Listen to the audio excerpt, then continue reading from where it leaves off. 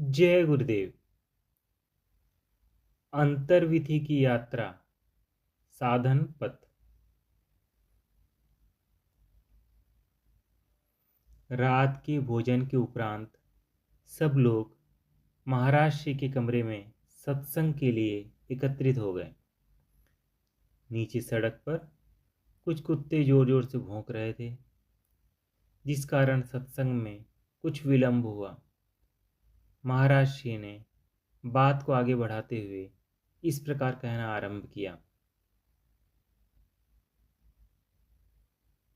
महाराज श्री, अंतर्विधि की यात्रा का आरंभ गुरु कृपा के आश्रित है। अंतर जागृत शक्ति ही वास्तविक गुरु है। वह शिष्य पर सीधे भी कृपा कर सकती है तथा किसी गुरु शरीर के माध्यम से भी, किंतु प्रायः गुरु शरीर के माध्यम से ही कृपा करती है। अंतर शक्ति गुरु तथा शिष्य दोनों में समान रूप से विद्यमान गुरु कृपा पर आधारित है। एक भक्त जब अंतर शक्ति सीधे ही शिष्य पर कृपा कर सकती है तो उसे किसी गुरु शरीर का आश्रय लेने की क्या आवश्यकता है। महाराज श्री, मनुष्य का मन, इंद्रियां, शक्ति सब बहिर्मुखी हैं। वह बहिर्विधि का यात्री है। प्रत्यक्ष में विश्वास रखता है। गुरु को भी प्रत्यक्ष देखना, उससे बात करना, उसकी सेवा करना तथा उससे शंकाओं का समाधान करवाना चाहता है, जिसके लिए उसे सशरीर गुरु की आवश्यकता है। वह गुरु की पूजा करना चाहता है, उसे अपने घर में आमंत्रित करने की जिज्ञासा करता है। वह यह सब अव्यक्त अंतर्शक्ति के साथ नहीं कर पाता। अंतर्शक्ति शिष्य की भावना तथा स्थिति से अवगत होती है, उसका आदर करती है, अतः गुरु शरीर के माध्यम से ही प्राय कृपा करती है। हमारे साथ यही तो हुआ। पहले अंतर्गुरु की सीधी कृपा हुई थी, किंतु हम उस कृपा से अनभिज्ञ समझ नहीं पाए। क्रियाएं प्रारंभ हो गई तो हम घबरा गए। कृपा का उत्तर हमने यह दिया कि हम साधना, संध्या वंदन आदि सब छोड़कर बैठ गए। कौन समझाए, कौन बताए। कोई सशरीर गुरु हो तो बात करें। अंतर्शक्ति की इंद्रियां तो है नहीं, तो आकर बात करें। मनुष्य का स्वभाव तो शंकालु है ही, ठीक में भी गलत की धारणा कर लेता है। उस समय हम 10वीं क्लास के विद्यार्थी थे, अभी कच्ची उम्र थी।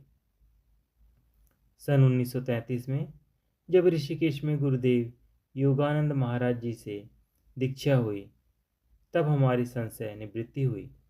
वही क्रियाएं भी और भी कहीं अधिक वेग से आरंभ हो गई। हम आनंद में रहने लगे।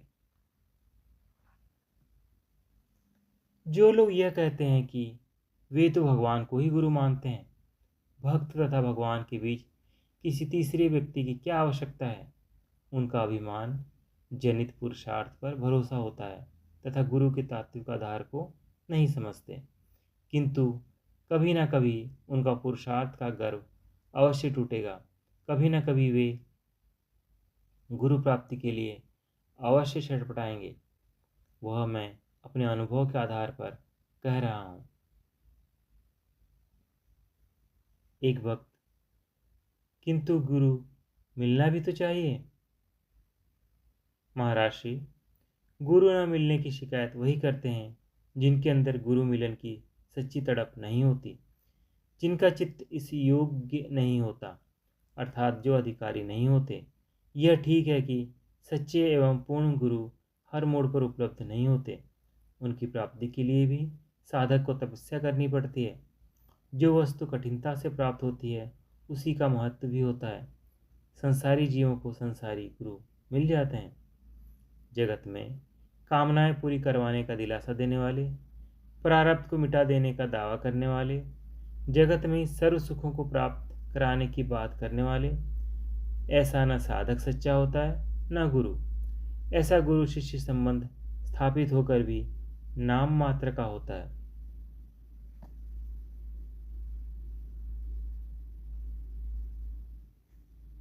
एक भक्त, हम भाग्यशाली हैं कि हमें संसारी गुरु नहीं मिले।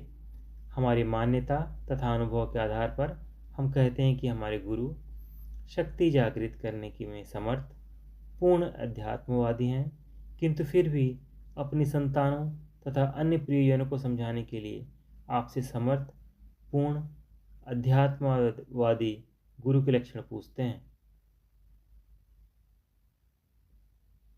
महाराष्ट्र, पूर्ण सद्गुरु के लक्षण शास्त्रों, संतों, महापुरुषों तथा ऋषियों ने स्थान स्थान पर बताए हैं। मैं भी अपनी बुद्धि के अनुसार इस विषय पर कुछ प्रकाश डालता हूँ।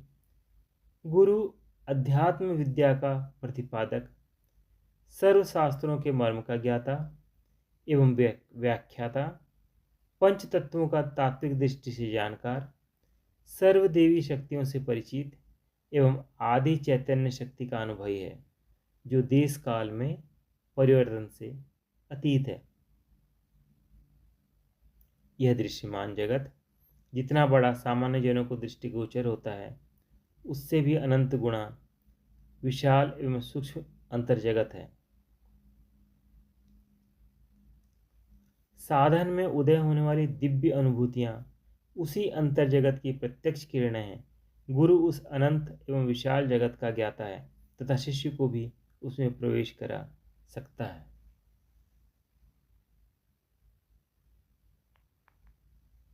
जय गुरुदेव।